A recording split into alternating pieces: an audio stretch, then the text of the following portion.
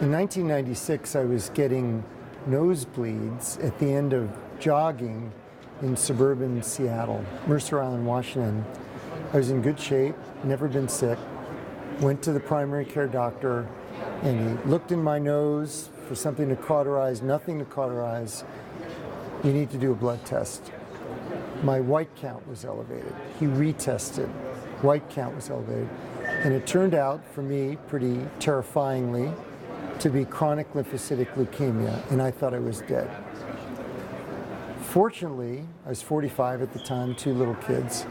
Fortunately, as I connected with other patients and began to learn about it, I realized that it could be chronic. The treatments weren't great, they weren't easy, but that if I connected with the right knowledgeable providers, that maybe there would be even the chance to be part of better treatments. And I was eventually in a clinical trial, a phase 2 clinical trial for what became the worldwide standard. And I'm happy to say that now, 19 years after diagnosis, and after that initial treatment, I've never had any other treatment for CLL. Now that's part 1. Part 2 is that like some people with cancer, you can develop a second cancer. And so in 2011, I did. Myelofibrosis, not so good, scarring in the bone marrow.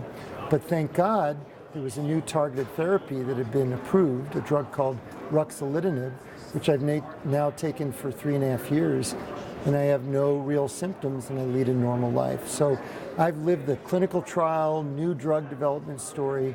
Thank God the times that I've had cancer have synced up with when there have been better approaches. I'm very grateful.